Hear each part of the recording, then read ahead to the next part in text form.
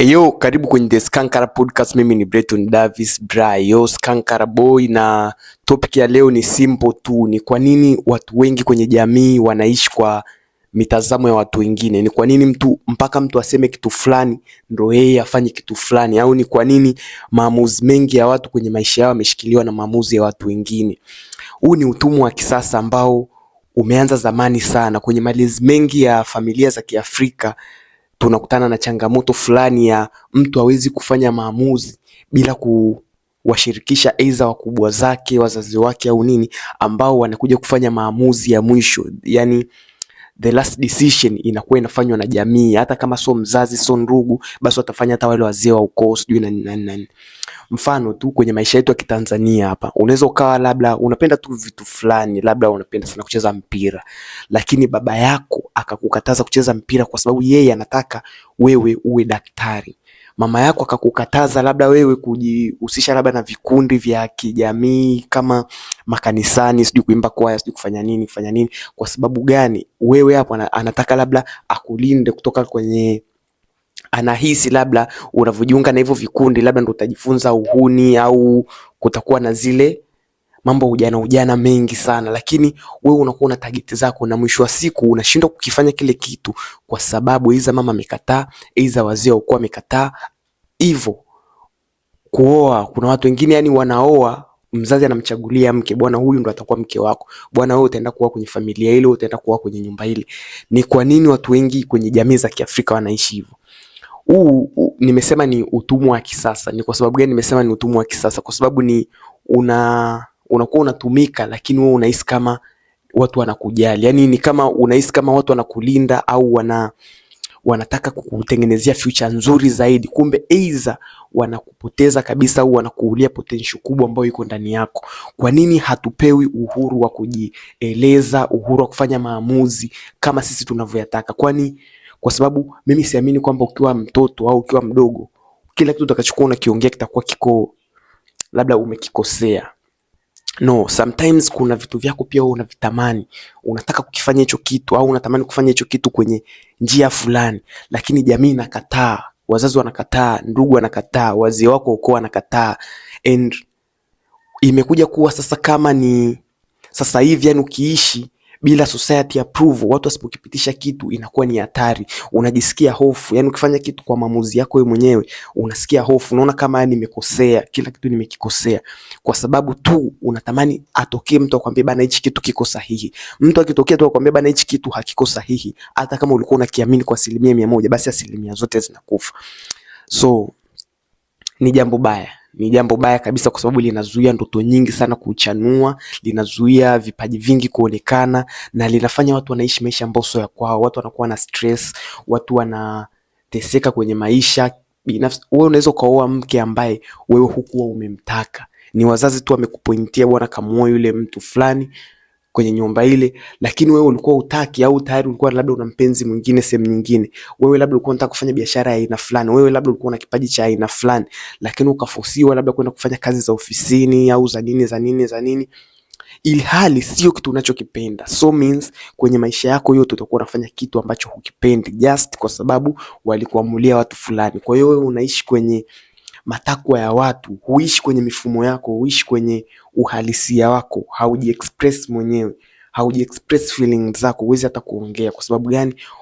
Akili yako imewekwa kwenye box, yani kuna box kuna engo utakiwa kuzivuka, kwa sababu ni mipaka umeshachorewa na watu. So huu ni wito kwa vijana sisi ambao ndo tunakuja, ambao Mungu ametusaidia, wazazi wametupush kwa namna moja au nyingine, tumepata elimu, tunajitambua, au hata kama hujapata elimu, hujaenda shuleni sijui nini, yani isiwe ni changamoto. Tunaishi kwenye ulimwengu ambao una utandawazi mpana sana. So jifunze kutokana na utandawazi unaouona mitandaoni nini.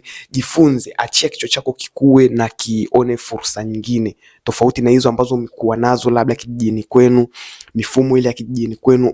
Jaribu kuexplore hizi culture za watu wengine kwani wanaishije. Wote sisi ni watu wazima. Kama umeshakuwa mtu mzima na unajielewa, means unaweza ukachagua kwamba hii culture hii ni nzuri na inafaa kwa maadili. Vitu ambavyo vinafaa kwa maadili si vinaonekana vyote, na ambavyo viko out of maadili vinaonekana. So jaribu kupick vitu ambavyo vinajenga na vina maadili mema hata kwenye jamii yetu. Na jiachie, jifunze kuishi ndoto yako, jitambue. Ukishaweza kujitambua wewe ni nani na unataka nini kwenye haya maisha, sidhani kama maneno ya jamii yanakuwa na nafasi kubwa tena sana. Ukishaweza kujitambua, ukishajua kipaji chako, ukishajua nini, anza kuziishi ndoto zako. Kuishi chini ya misimamo ya watu wengine kutakupotezea muda mwingi sana kwenye maisha yako, na in fact kunaweza kukakufanya ukateseka kwenye maisha yako. Wakati unaweza ukaishi maisha ya furaha tu, lakini ukateseka for the rest of your life. So wazazi na watu wazima wenye watoto na nini ambao wanaona video hii sasa hivi, tujifunze kuwasikiliza watoto, tujifunze kuwapush watoto kwenye ndoto zao, sio kwenye matakwa yako ambayo wewe unakuwa unayataka. Umeona? Tujaribu kuachia watu wajiexpress wenyewe, tujaribu kuachia watu waishi free from those societies approval. Waachie waweze kujiamini wenyewe, na kuonyesha kile ambacho wanacho, uwezo wao wa ndani, au sio? Hiyo itawasaidia sana. Kitu kingine cha kusaidia hapa ni kwamba kwa mtu binafsi sasa, jitahidi wewe mwenyewe kujitambua, jitahidi kuweka mipaka yako, wewe na mipaka yako, kwamba bwana wewe hata ukija na ushauri wako usivuke mpaka huu, kwamba ushauri nitaupokea, nitausikiliza, lakini nitazichagua. Be selective, chagua huwa kwenda nao na huwa kwenda nao, au sio? Kubali kwamba sio kila mtu kwenye jamii atakukubali, hauwezi kukubalika na kila mtu, wewe sio malaika. Umeona? So watakao kukubali, watakao kuelewa, au utaenda nao. Ambao hawakukubali, ambao hawakuelewi, au utawaacha nyuma kwa sababu hamko kwenye safari moja, au sio? So tujitahidi kuishi ndoto zetu, tujitahidi express our feelings na kuachia uwezo uliopo ndani yetu. Tusikubali kujiminya kwa ajili ya society. Mimi binafsi nimekataa utumwa wa jamii, nimeukataa sasa hivi. So ninafanya ninachoona mimi kwangu ni sawa, as long as hakivunji sheria za nchi, as long as hakimkwazi mtu mwingine, simbugzi mtu, simuingili mtu kwenye maisha yake. I'ma do what I want to do, me, myself and I. So that's how we live. Hivyo ndo maana unaona hata manchi mengine yameendelea, kwa sababu watu wako free to express themselves. Mtu kama anataka kuwa kitu fulani anakuwa kitu fulani.